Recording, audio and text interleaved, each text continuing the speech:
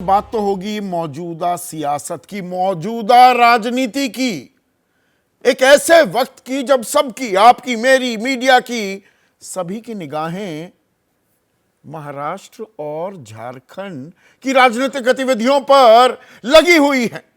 कौन सा गठबंधन, क्या कुछ अंदर खाने हो रहा है, उसका तफसील से विश्लेषण हो रहा है, पैनी निगाह रखी जा रही है। लेकिन इन सब के बीच राजनीति में एक ऐसे मुद्दे ने एंट्री मार ली है जो गाहे बगाहे हर चुनाव में उठता तो है, प्रमुख मुद्दा नहीं बनता। और दिलचस्प बात यह है कि किसी भी चैनल पर कहीं भी उसकी आज कोई चर्चा नहीं हो रही है, पर यह चर्चा करने वाला विषय है। इसमें विरोधाभास भी है, इसमें राजनीति भी है, हास्यास्पद भी लगेगी, और बहुत ही गंभीर मसला भी है। और मसला है जनसंख्या, पॉपुलेशन, आबादी। बहुत चर्चा होती है, चर्चा हमेशा केंद्रित रहती है हिंदू मुसलमान परिप्रेक्ष्य में कि मुसलमानों की आबादी बढ़ रही है, हिंदुओं की आबादी घट रही है। कई जगहों पर अल्पसंख्यक से बहुसंख्यक हो गए हैं मुसलमान। इसे देश के लिए बड़ा खतरा बताकर राजनीति चमकाने की कोशिश भी लगातार की जाती है, और आंकड़े गवाही देने के लिए पेश भी किए जाते हैं। आज कुछ आंकड़े मैं भी आपके सामने पेश करूंगा, पर यह चर्चा क्यों? 140 करोड़ का यह देश है और जनसंख्या एक बड़ा फैक्टर है। We are a big market, बड़े बाजार हैं, तो दुनिया की निगाहें भारत पर टिकी हुई है। हमारा एक डेमोग्राफिक डिविडेंड भी है, 35 साल से कम आबादी 65% है, तो युवा देश है। तो हम विश्व गुरु बनने की राह पर तेजी से सरपट दौड़ सकते हैं, लेकिन इसका एक फ्लिप साइड भी लगातार सामने आता है जब भी बेरोजगारी की बात हो कि भाई सबको नौकरी कैसे दे दी जाए। इतने लोग हैं हम, इतना बड़ा मुल्क, इतनी बड़ी आबादी, तो यह ब्रेक भी लगाती है। ऐसे में आंध्र के मुख्यमंत्री चंद्रबाबू नायडू ने अपने राज्य के लोगों से ज्यादा बच्चे करने की अपील की है। कह रहे हैं ज्यादा बच्चे कीजिए, बुजुर्ग होती जा रही है हमारी जनसंख्या, हमारा चीन और जापान जैसा हाल ना हो जाए कहीं। 2 बच्चों से काम नहीं चलने वाला।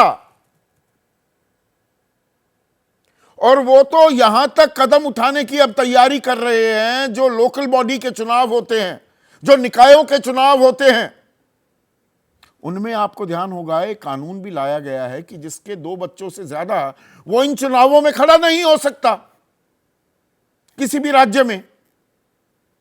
अब चंद्रबाबू नायडू कानून ये लाने वाले हैं कि लोकल बॉडी इलेक्शंस में सिर्फ वो खड़ा हो पाएगा जिसके 2 से ज्यादा बच्चे हैं। सही सुना आपने, 2 से ज्यादा बच्चे होने चाहिए, तभी आप चुनाव में खड़े हो पाएंगे, स्थानीय चुनाव में, निकाय चुनाव में। अब एक राज्य की बात हो तो समझ में आता है, यह विपक्ष शासित राज्य हो तो भी समझ में आता है, भाई ये तो वो बिसात, राजनीति की बिसात तो बिछी हुई है। पर चंद्रबाबू नायडू तो सबसे अहम घटक हैं मौजूदा सरकार के, केंद्र सरकार के। एनडीए 3.0 जो ये सरकार है, चंद्रबाबू नायडू के समर्थन के बिना ये सरकार नहीं चल पाएगी। तो चंद्रबाबू नायडू ज्यादा बच्चे की नसीहत दे रहे हैं। अब 19 के राज्य से सटा तमिलनाडु, तमिलनाडु के मुख्यमंत्री एमके स्टालिन, वो विपक्षी खेमे के हैं, इंडिया के हैं। उन्होंने तो तमिल के एक पुरानी लोकोक्ति का जिक्र भी कर दिया, पदिनुरम पेतरु पेरु वजवु वजगा। इसका मतलब यह होता है कि लोगों के पास 16 तरह की अलग तरह की संपत्तियां होनी चाहिए, दौलत होनी चाहिए।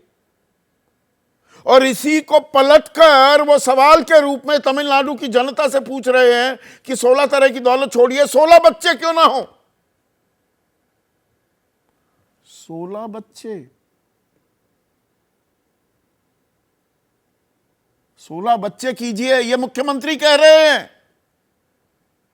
हम दो हमारे दो, भूल जाइए उस बात को।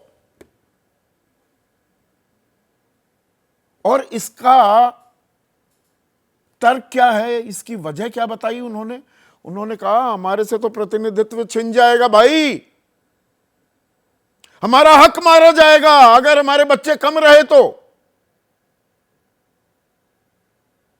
उन्होंने अपने राज्य के लोगों से कहा कि 2026 में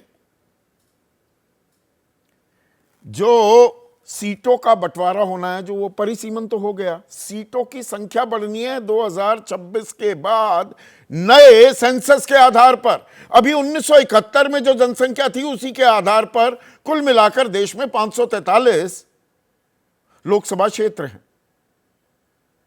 अब ये 2026 में बढ़कर कितने हो जाएंगे, ये 800 से ऊपर इनका आंकड़ा जाने वाला है। 848 सीटें हो जाएंगी। अब इन 848 में दिलचस्प आंकड़ा अब आपके सामने मैं पेश करूंगा। 4 राज्य हिंदी पट्टी के उत्तर भारतीय राज्य मान लीजिए, उत्तर दक्षिण का खेल जो हो रहा है, और दक्षिण के 4 राज्य। उत्तर प्रदेश 80 सीटें हैं और परिसीमन के बाद यह आंकड़ा हो जाएगा 143 का। 63 सीटें बढ़ जाएंगी उत्तर प्रदेश की। बिहार 40 सीटें हैं, 79 हो जाएंगी, 39 सीटें बढ़ जाएंगी। मध्य प्रदेश की 29 से बढ़कर 52 हो जाएंगी। यह जनसंख्या के आधार पर होगा। यही दर्द छलक रहा है एमके स्टालिन का। 23 सीटों का इजाफा, और राजस्थान 25 की जगह 50, यानी कि 25 सीटें बढ़ जाएंगी। तो इन 4 राज्यों की जो 174 सीटें थी ये 324 हो जाएंगी। 150 सीटों की बढ़ोतरी।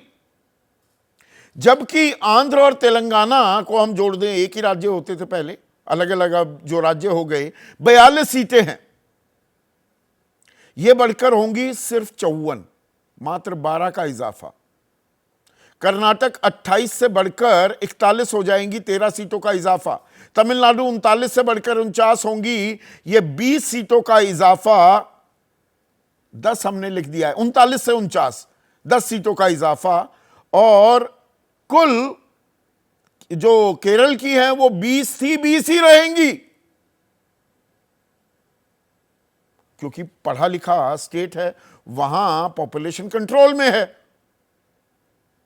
तो 129 सीटें बढ़कर 164 होंगी। महज 35 सीटों का इजाफा इन 4 राज्यों में, और उत्तर भारत के 4 राज्यों में 150 सीटों का इजाफा। ये सब कानून तो अपने हिसाब से बना लेंगे। जो फाइनेंस कमीशन, जो पैसा आवंटन भी होता है, मिलता ही नहीं दक्षिणी राज्यों को।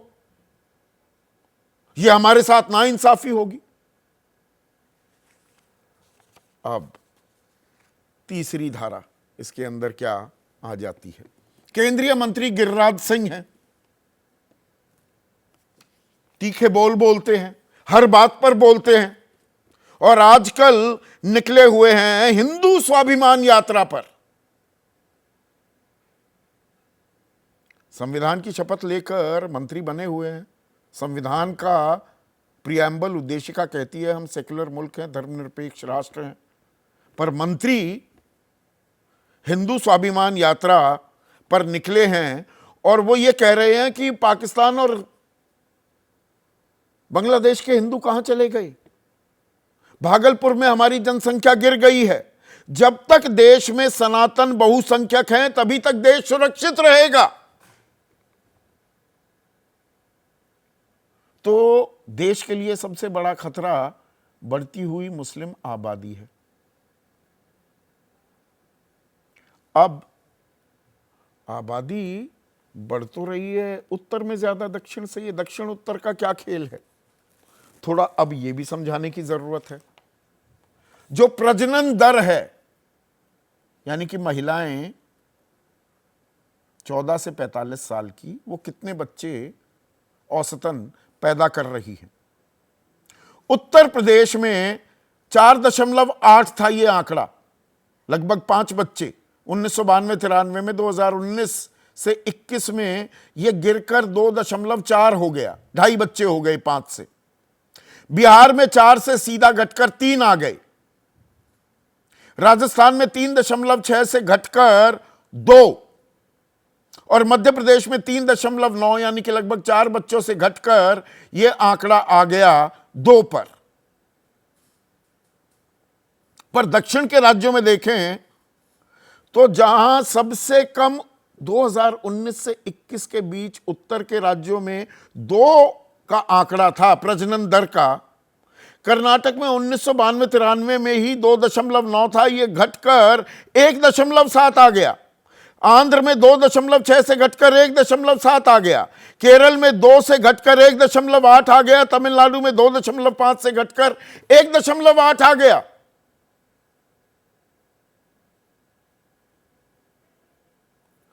तो ये हिंदू मुसलमान ज्यादा हो रहा है या इलाकाई, और इसमें कितनी पढ़ाई लिखाई हो रही है, किस इलाके में एडवांसमेंट हो रही है, उसका भी एक फंक्शन साफ दिखाई दे रहा है। और प्रजनन दर की ही बात करें तो मुसलमानों में गिरावट जो आई है वो 46.5%, और हिंदुओं में 41.25% ही। और प्रजनन दर जो है अब देश भर में वो 2.1% आ गया है, और मुसलमानों में भी 2.3% के करीब आ गया है। हिंदुओं में 2 से नीचे भी आ गया है।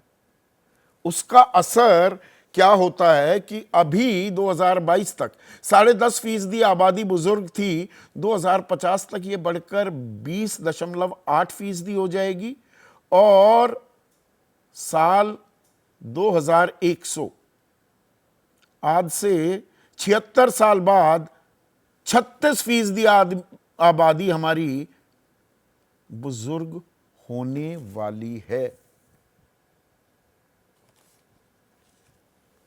तो हम किस तरफ जा रहे हैं, और जनसंख्या को लेकर राजनीतिक रोटियां ही सेकेंगे, या ये इतनी बड़ी लड़ाई और इसके आयाम इतने हो चुके हैं कि हमें इसको प्राथमिकता देने की अब जरूरत आ गई है। ये सिर्फ हिंदू मुसलमान या सियासी लड़ाई नहीं रह गई है।